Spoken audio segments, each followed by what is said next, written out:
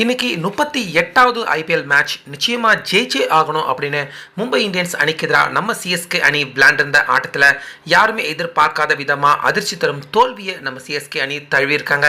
ஆனாலுமே இந்த ஆட்டத்தில் ஒத்த ஆளா நின்று களத்தில் 17 வயது சிறுவன் ஒட்டுமொத்த மும்பை இந்தியன்ஸ் அணிக்கும் முக்கியமாக ரோஹித் சர்மா, சூரியகுமார் யாதவ், பும்ரா இப்படி எல்லாருக்குமே மிகப்பெரிய பயத்தை நம்ம சிஎஸ்கே அணியின் இளம் பிளேயரான ஆயுஷ் மாத்ரே இன்னைக்கு அவர் டெபியூட் செஞ்சது மட்டும் இல்லாமல் ஒட்டுமொத்த மும்பை இந்தியன்ஸ் அணி எல்லாருக்குமே மிகப்பெரிய பயத்தையே அவர் காட்டியிருக்காரு.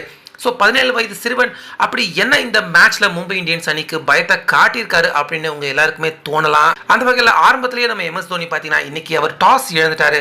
உஷாரா Hardik Pandya CSK first batting பண்ணட்டும் அப்படின்னு சொல்ல ரச்சின் ரெண்டு பேருமே ஓப்பனர்களாக வந்தாங்க. ஸோ இரண்டு பேருமே நல்லா விளையாடுவாங்க அப்படின்னு தான் எல்லாருமே எதிர்பார்த்தாங்க. ஆனால் ரச்சின் 5 ரன்னுக்கே அவுட் ஆயிட்டாரு. ரஷீத் இன்னைக்கு தடவி 20 பந்துக்கு 19 ரன் மட்டுமே எடுத்தாரு. ஸோ ரச்சின் அவுட் ஆனதுக்கு அப்புறமா ஃபர்ஸ்ட் 1 டவுன்ல ஆயுஷ் உள்ள வந்தாரு. எல்லாரும் மிகப்பெரிய அளவில் எதிர்பார்த்தாங்க. ஃபர்ஸ்ட் பால் சிங்கிள் எடுத்தாரு.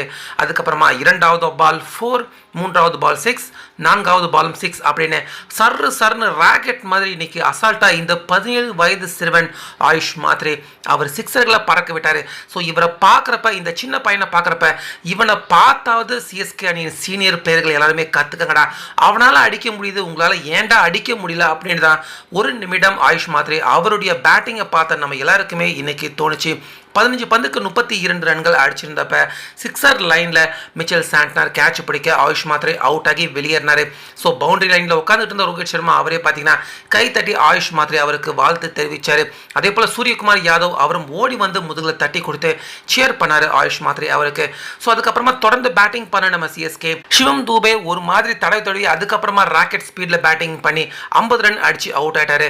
ஜடேஜாவும் அதே போல தான் ரொம்ப நேரம் தடவி விளையாண்டுட்டு கடைசி நேரத்தில் தடால் புடால் அடிச்சு 53 ரன் எடுத்து கொடுத்தாரு.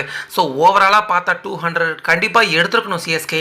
எடுக்காததால 176 மட்டுமே எடுத்தாங்க. 177 எடுத்தா இந்த மேட்சின் வெற்றியின் டார்கெட்டாக மும்பை இந்தியன்ஸ் அணிக்கு நிர்ணயிக்கப்பட்டிருந்தது. இப்படி இருக்க இந்த டார்கெட்டை சேசிங் பண்ணுறதுக்காக உள்ள வந்த ரோஹித் சர்மா, அதுக்கப்புறமா ரக்கில், இதில் ரக்கில் 24 ரன்னுக்கு அவுட் ஆயிட்டாரு.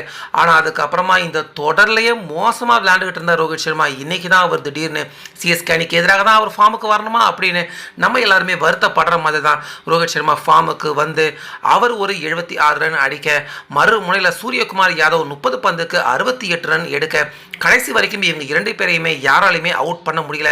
சிஎஸ்கே அணியின் எல்லா பவுலர்களுமே போட்டு பார்த்துட்டாங்க, யாராலையுமே இவங்க அசைக்கவே முடியல. ஆனால் முக்கியமாக ஃபீல்டிங் பண்ணுறப்ப கூட பார்த்தீங்கன்னா அற்புதமாக ஆயுஷ் மாத்ரே ஒரு சிக்ஸரை தடுத்து கால் பவுண்டரி லைனில் படுது அப்படின்னு தெரிஞ்சுட்டு உடனே பாலை உள்ள போட்டு ஒரு அற்புதமான சிக்ஸர் போக வேண்டிய பாலை தடுத்து அதை சிங்கிளாக மட்டும் ஆயுஷ் மாத்ரே ஆக்கியிருந்தாரு. அது மட்டும் இல்லாமல் அதுக்கு முன்னாடி விழுந்த ஒரு விக்கெட் அந்த கேட்சியும் சிக்ஸர் லைனில் ஆயுஷ் மாத்ரே அவர் தான் பிடிச்சாரு. ஸோ ஓவராலாக ஒரு நல்ல பர்ஃபார்மன்ஸ் பேட்டிங்காக இருக்கட்டும், அதே போல் ஃபீல்டிங்லையும் ஆயுஷ் மாத்ரே ஒத்த ஆளா நின்று இன்னைக்கு மும்பை இந்தியன்ஸ் அணியை கதற விட்டுருக்காரு. ஆனால் மற்ற பிளேயர்கள் யாரும் இன்னைக்கு மும்பை இந்தியன்ஸ் அணியை கதற விடாமல் போனது இவனை பார்த்து எல்லாருமே கற்றுக்கங்கடா அப்படின்னு சொல்கிற மாதிரி தான் இருந்துச்சு.